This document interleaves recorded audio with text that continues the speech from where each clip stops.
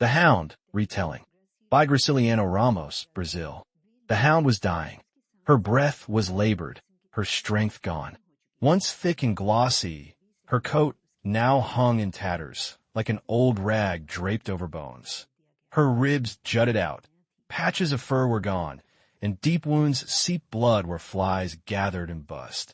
Her mouth was swollen and misshapen, her jaws trembling too weakly to eat or drink. The once bright eyes had turned dim, as if lost in distant memories. Her tail, once full and waving, was now bare and lifeless, with only a few hairs left that fell with every movement. Her owner, Augusto, a farmer whose life revolved around land and animals, watched her with worry. The hound was part of the family, a loyal hunting dog who had been at his side for years. He suspected madness. Perhaps pain and sickness had driven her insane. He tried old countryside remedies, even burning 3 lumps of resin and placing them on her neck, thinking it might bring relief, but her condition only worsened. She rubbed her body against the walls until the wounds bled and shook her ears violently to drive away flies. Her groans filled the household with sorrow. At last, Augusto decided she should not suffer anymore. His heart resisted, but he believed it was the only mercy he could give his faithful companion. He took down his old long-barreled rifle, dusty from years hanging on the wall. He cleaned it carefully, loaded it, and made sure the bullet would end her life in one shot so she wouldn't have to endure prolonged agony. His wife, Vittoria, who quietly kept the home and cared for the family, failed to convince the children. The older boy, 10, and the younger, 6, kept asking, "Is Papa going to kill the hound?" They had seen Augusto cleaning the gun. To them, she wasn't just a dog, she was their playmate.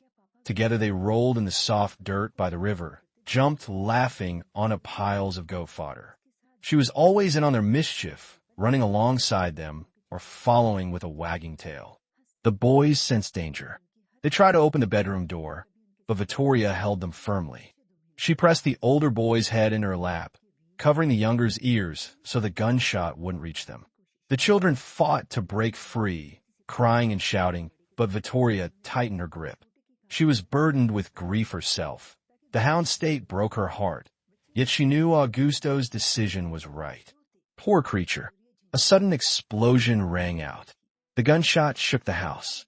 It was as if a knife had stabbed Vittoria's chest. The boys struggled harder. She snapped, smacking the older boy on the head. He fell silent, and so did the younger. In her frustration and pain, she muttered, "If a sick animal runs free in the house, it'll make everyone sick." But their sobbing pierced her. A thought struck her. Maybe the hound wasn't mad after all. If Augusto had waited a day or two, perhaps she would have recovered. Tears welled in her eyes as memories came. How the hound herded goats into the pen, played with the boys, curled up peacefully by the hearth at night. Augusto returned home, wringing his hands. His face was drawn, eyes heavy with sorrow, lips pressed in anguish, perhaps even self-disgust. His shot had only struck her hindquarters. He had failed. After gulping water in the kitchen, he glanced out the window and saw her rubbing against the fence, one leg soaked in blood, reduced to a mangled lump. His heart sank. He grabbed the gun and went outside again. When she saw him, she sensed danger. Fear flickered in her clouded eyes. Limping on 3 legs, she tried to reach the goat pen, but the door was shut. She backed away, glancing repeatedly at the injured leg, whimpering. Her voice carried pain, as though she was pleading for mercy from her master. Augusto steeled himself, aimed, and fired again. The bullet struck between her hind legs. She shrieked, the sound echoing through the air. Dragging her sick and wounded body, she headed for a nearby thicket, the same place where she had once sought refuge in the cool, soft soil on hot days. The second gunshot rattled the house again. Vittoria screamed with the children, who now tried to break the door. She sobbed quietly, torn between the feeling that this was cruelty and the thought that silence was better. Augusto stood by the thicket, watching her crawl and whimper. His heart was heavy, his eyes damp. The sight of her pain was unbearable. Shoulders slumped, He walked back to the house, stumbling as if he himself were wounded. The hound collapsed near the thicket. She lifted her head, moved her front legs, tried to raise her hindquarters, but her body failed her. Straining only twisted her frame. She couldn't straighten herself. Her throat burned with thirst, as if a fire raged inside. The haze over her eyes thickened. She tried to bark, but only a faint puff escaped. Her groans grew weaker. Blood loss drained her. A sudden urge to bite Augusto, once her whole world, flashed through her mind, but she couldn't move an inch. She glanced down her own body, but the haze blurred it away. A familiar scent reached her nostrils, the smell of wild rats, her favorite prey. She longed to hunt them again in the mountain burrows, as she had in her healthy days. She licked her lips, but felt nothing. The scent faded. Her hearing dulled. She tried once more to bark, but only a faint sigh came out.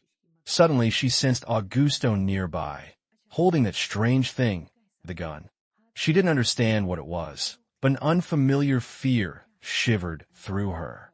She tried to crawl away, but her body wouldn't obey. Her eyelids grew heavy, weighted down by something unseen. Her heart brimmed with love for him. She had been born before his eyes, lived her whole life by his side. When he clapped his hands, she herded the goats back to the pen. She was the return for his trust.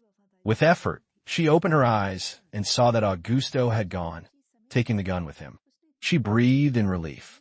From afar came the tinkling of goat bells. Restlessness stirred in her. Were they wandering? It was her duty to bring them in. Then she remembered the boys. They hadn't come to her all day. Her heart sank. Had they forgotten her? Night deepened. Silence wrapped the air. Her breathing grew more labored. She opened her mouth, but her breath came in fits. Thoughts tangled in her mind. She didn't recall the 2 gunshots in the evening, the useless hindquarters, or the struggle to reach the thicket. In her mind, she was inside the house, by the hearth where Vittoria had laid down a sack for her. She felt warmth, peace, but now her body trembled. Maybe Vittoria had forgotten to light the fire. The shivering spread from her belly to her chest, like a cold wave swallowing her. Soon, the hound drifted into deep sleep. She would awaken in a better world, a place full of wild rats, where she would lick Augusto's hands, roll in soft earth with the boys, leap into big pen with the goats, and live in a land fat with prey, untouched by pain, wounds, or fear. Please like, share, and subscribe.